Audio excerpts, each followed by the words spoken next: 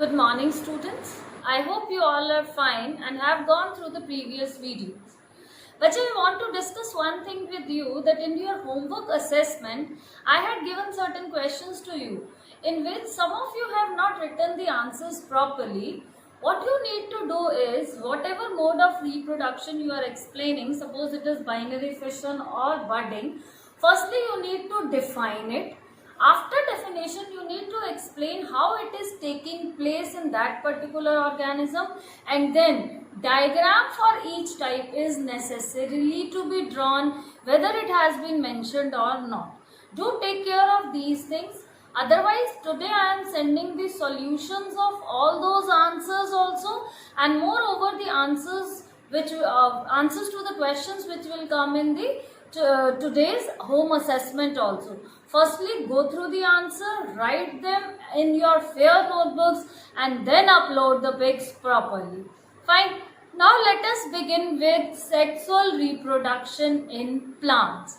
As up till previous lecture, we were discussing that the new plants can be obtained from the vegetative parts of the plant. Vegetative parts of the plant are roots, stems and leaves, but flower is the reproductive part of the plant. Before going to what parts of the flower they are producing the male gamete and the female gamete, firstly you need to understand the structure of the flower. Each flower has 5 main parts: receptacle, calyx, corolla, androecium and gynoecium. Receptacle is the swollen base, which is also known as thalamus, on which all other 4 parts rest or are attached. The stalk of the flower is called as pedicel. The 4 other parts are calyx. The green colored leaf-like structures that protect the flower in the bud condition are known as sepals. All these sepals are together known as calyx, and their main function is to protect the flower in the bud condition. If you see the bud of any flower, it is enclosed in green colored leaf-like structures, and these green colored leaf-like structures are the sepals. All these sepals form the outermost whorl of the flower, that is the calyx. Then comes the corolla. The bright colored fragrating part of the flower is the petals. They may be differently colored, yellow colored, red colored, pink colored. These petals, all these petals form corolla, and the main function of the petals is to attract the insects for pollination, because they are brightly colored.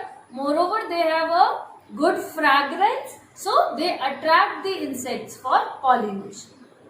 Then comes the androecium.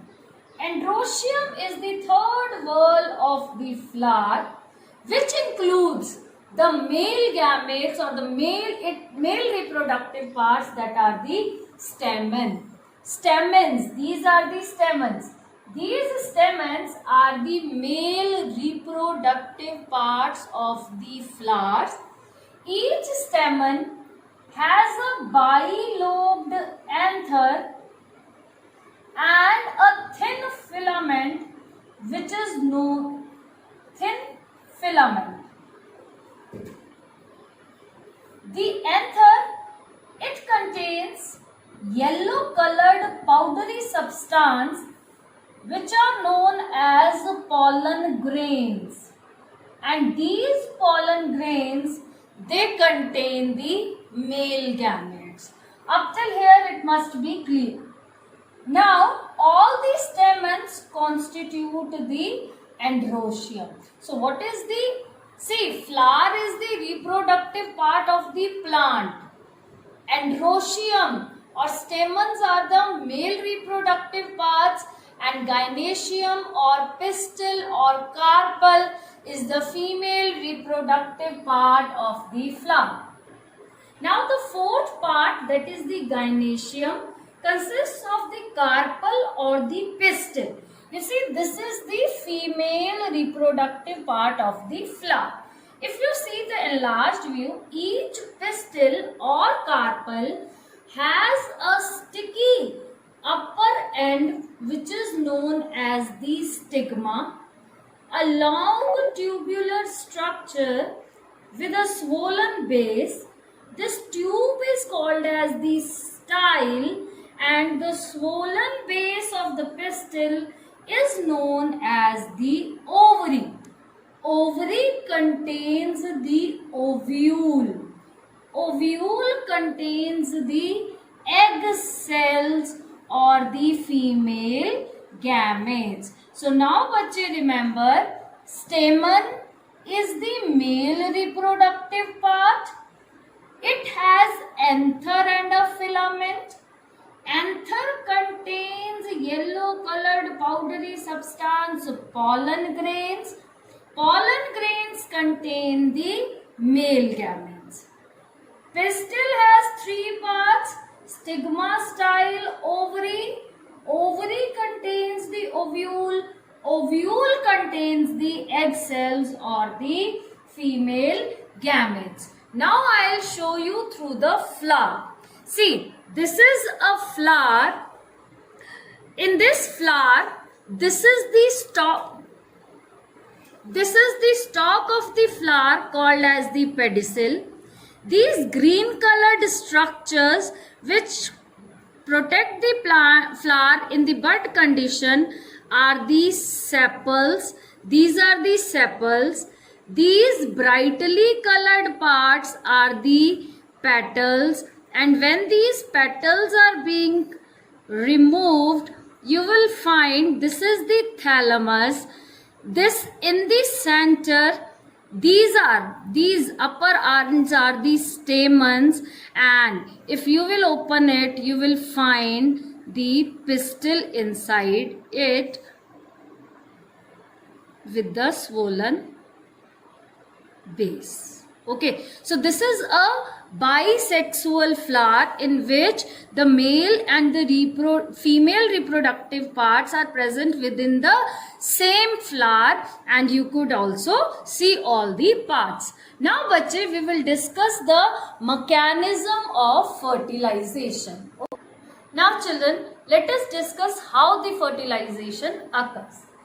See, up till now you are clear about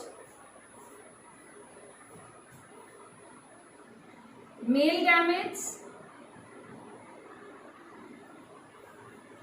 female gametes.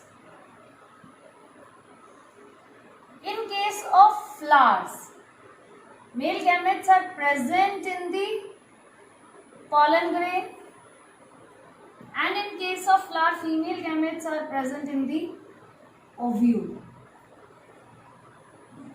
How does a seed gets produced? Firstly, the pollen grains fall on the stigma.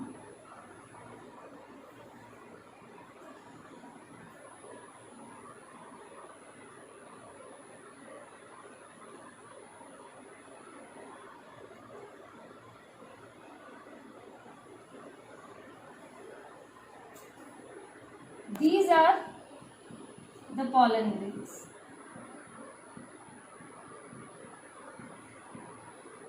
One of the pollen grain gets germinated and forms a long tube called as pollen tube that runs along the style.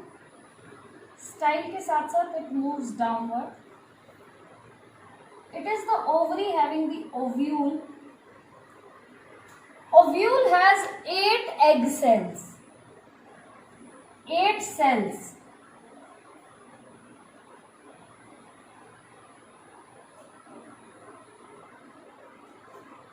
This is the polar nuclei.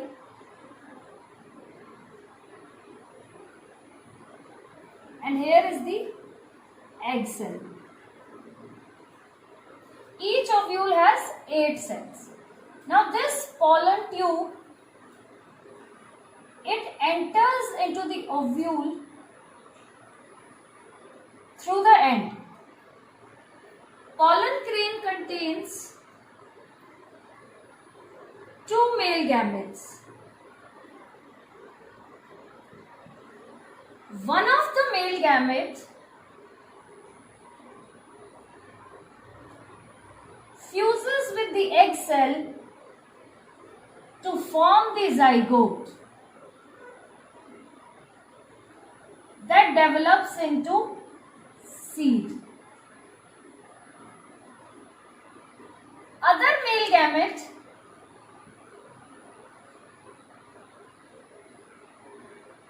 fuses with the polar nuclei or the central cell to form the endosperm that provides nutrition to the growing embryo in the seed. What is double fertilization and what is triple fusion, I will discuss with you tomorrow. Here you just understand the mechanism. The pollen grains fall on stigma due to pollination. These pollen grains germinate to form a long tube called as pollen tube. Pollen tube enters into the ovule. One of the male gamete fuses with the egg cell to form the zygote. Other male gamete fuses with the polar nuclei to form the endosperm that provides nutrition to the growing embryo. See beta, a seed of a plant is formed when the male gamete fuses with the female gamete. It happens in 2 steps. Firstly, the pollination occurs and then the fertilization occurs. What does it mean by pollination? You have studied in junior classes also transfer of pollen grains from the anther to the stigma of a flower is called pollination. It is of 2 types, self-pollination and cross-pollination. If the pollen grains get transferred to the stigma of the same flower, in case of bisexual flower when pistil and stamen are present within the same flower, then this type of pollination is called as self-pollination. Or it is a plant, this is one flower, this is another flower, pollen grains from this flower get transferred to the stigma of this flower, then also it is a self-pollination. The transfer of pollen grains from the anther to the stigma of the same flower or to the another flower of the same plant is called self-pollination. But sometimes what happens, the anther gets transferred from the pollen grains gets transferred from the anther of one flower to the stigma of another flower of another plant of same kind. कोई और plant उसी तरह का कहीं और लगा है. If the anther pollen grains get transferred to that particular plant, it is called as cross pollination. This is the first step. Once the pollen grains have been transferred, then the fertilization takes place, which I have discussed till now. But what is double fertilization? What is triple fusion? How the fruit gets formed? We will discuss in tomorrow's video. Thank you.